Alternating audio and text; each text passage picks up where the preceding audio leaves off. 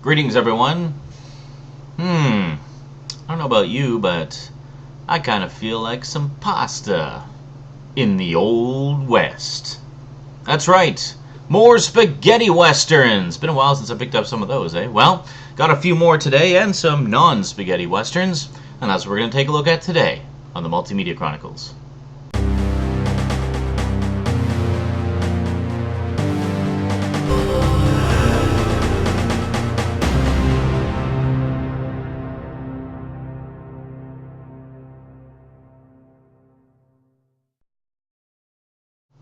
Welcome back. Well, first up we have basically one of the last of the big Mill Creek Spaghetti Western collections to pick up. 10,000 Ways to Die, a 12-movie collection from good old Mill Creek. And yes, once again, we have those beautiful paper sleeves that we love so much. Now, as far as what's on this that is not on the others, I don't remember specifically because it's been a while since I looked at the back.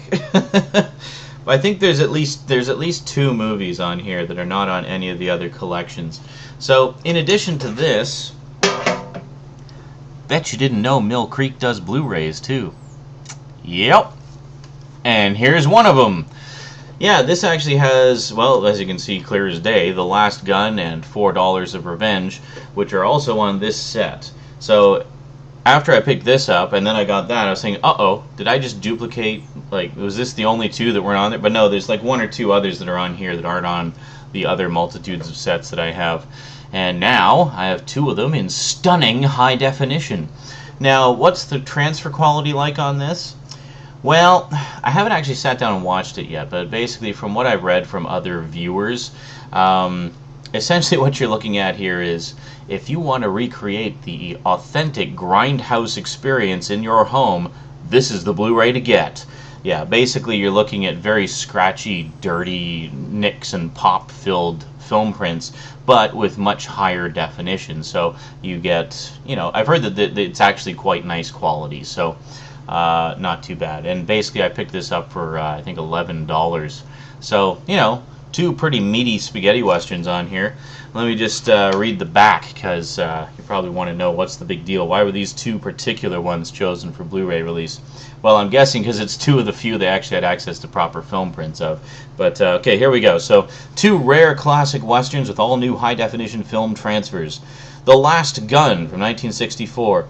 Aspect ratio 1.96 to 1. These aspect ratios you'll hear are really bizarre, but apparently they're accurate to the film source. So, Euro horror film favorite Cameron Mitchell from Blood and Black Lace and Minnesota Clay is a mild-mannered shopkeeper with a secret past whose quiet town is about to explode in a cloud of gunsmoke in Sergio Bergonzelli's salacious adventure yarn, The Last Gun.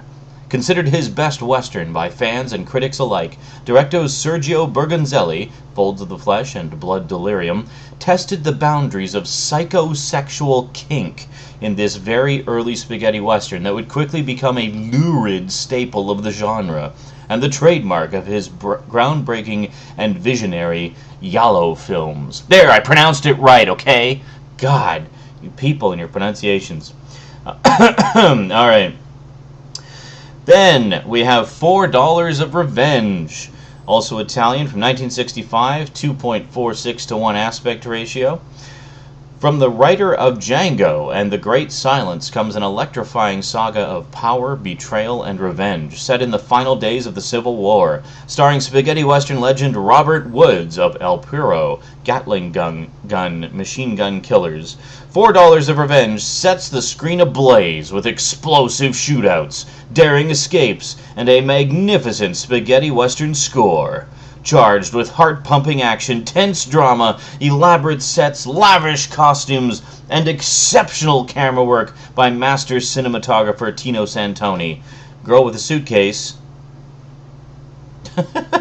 It actually ends on a comma. Can you see that? It ends on a comma. Right there. Girl with a Suitcase, comma, and then there's nothing. Like, good quality control there, Mill Creek. Anyway, really looking forward to that. I just, I'd been watching so many spaghetti westerns, I needed to take a break and watch some other stuff for a while. So once I get back in the spaghetti western mode, that's probably going to be the first thing I watch, just to, experience the the low rent film print quality and glorious high definition. So next up, I figured, with all these sort of low budget, obscure westerns, I thought I'd get some big budget, less than obscure ones. So I picked up Wyatt Earp. Yeah, I got this one, I believe, at the $8 bargain bin sale at Walmart. Pretty cool. I still haven't watched it because it's 3 hours long and I just haven't devoted the time to it yet. But this came out around the same time that Tombstone did, and I really liked Tombstone. And I don't know why. I mean, it was Wyatt Earp's 100th birthday. Wyatt Earp's 100th birthday or something like that, and they were just doing all these movies about him. Anyway, I've heard nothing but good things about this. And yeah, so this is basically, this stars Kevin Costner and Gene Hackman and Dennis Quaid. Who else we got here? Jeff Fahey, Mark Harmon, Michael Madsen, Catherine O'Hara, Bill Pullman, Isabella Rossellini, Tom Sizemore, Jo Beth Williams, Mara Winningham, and that's it. Okay. And yeah, so I mean, wow, amazing. And it's directed by Mr. Empire Strikes Back himself, Lawrence Kasdan. Pretty cool. So yeah, definitely looking forward to checking this out when I have 3 hours to kill. Special features, we've got lifted scenes, documentary It Happened That Way, a vintage TV special, Wyatt Earp, Walk with a Legend, and the theatrical trailer. So running time of the film is 3 hours and 10 minutes. So yeah, I've heard a lot of good things about this. Apparently this is one of the all-time great modern westerns, so definitely looking forward to checking that out. The Life and Times of an American Legend. And then another one based on the life and times of an American legend who was less than heroic. The Assassination of Jesse James by the Coward Robert Ford, starring Brad Pitt.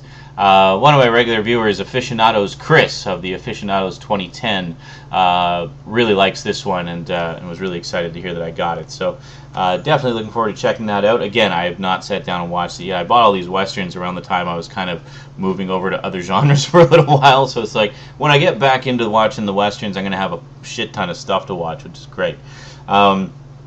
So here we have Brad Pitt, Casey Affleck, Sam Shepard, Mary Louise Parker, Paul Schneider, Jeremy Renner, Zoe Deschanel, and Sam Rockwell. Not too shabby. Written and directed by Andrew Dominic, and this one is 2 hours and 40 minutes long of epic westernness. Yeah, Jesse James, of course, is one of the most notorious outlaws of the Old West, and well, I guess this basically tells the story of how they finally got him. Pretty cool. So anyway, looking forward to that one. Now this one I actually have watched because it was a lot shorter. Normally running time isn't a concern for me, but when you're short on time, sometimes you just got to think practically about these things. Now this is not an Old West Western. This is basically a modern Western. We have Red Hill. Now I got this at Walmart's summer blowout sale for, I believe, $5. And it came with the slipcover. This is a really nice slipcover too. If you notice, it's like all got this kind of almost parchment feel to it, and then slight glossiness for the images. So it's very, very nice indeed. So Red Hill is basically set in a small town, and it's this guy. Well, here, let's just read the back. I'm terrible at doing summaries. Young police officer Shane Cooper relocates to the small country town of Red Hill with his pregnant wife Alice to start a family. But when news of a prison break sends the local law enforcement officers, led by the town's ruling presence, Old Bill, into a panic, Shane's first day on duty rapidly turns into a nightmare.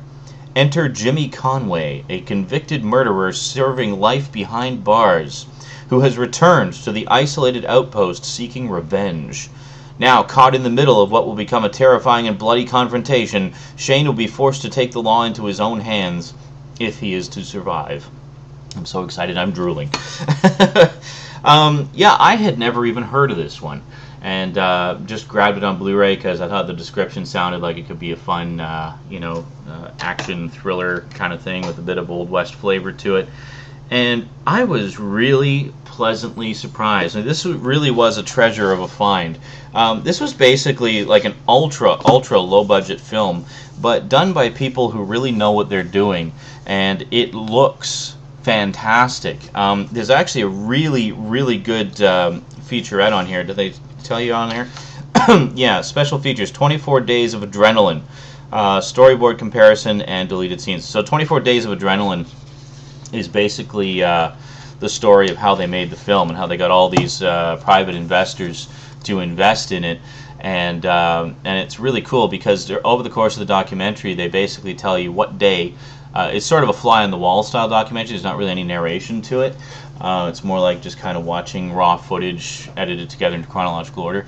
So each day's worth of footage, you'll see which day it is and how much budget is remaining, and you really get a sense of how effective they were at distributing the budget where it needed to go and making the most of it. And I remember one of the other things I thought was pretty funny is because there's a few things where they blow up cars and stuff. So they always tell you like where they got the car and how much it was, and like almost all of them were from eBay.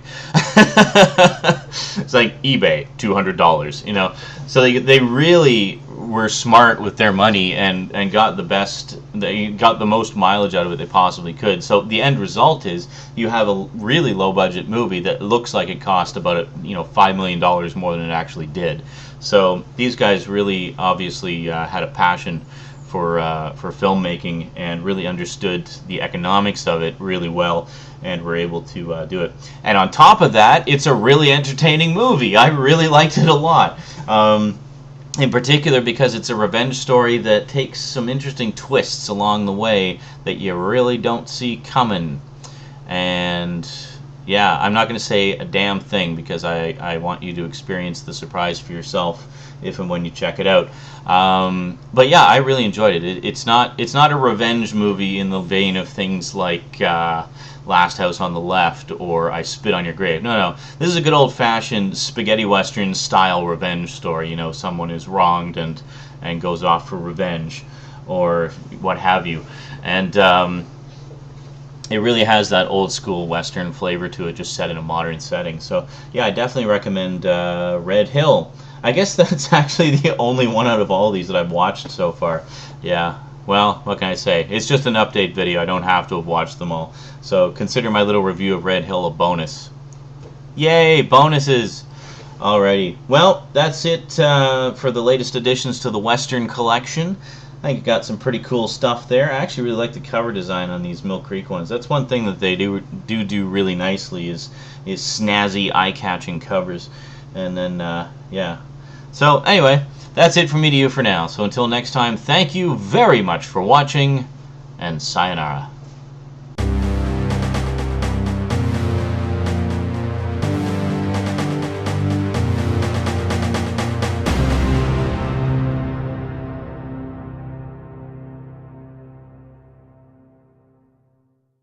Greetings, everyone. Well, I don't know about you, but I kind of feel like some pasta. Pasta! What the hell is that?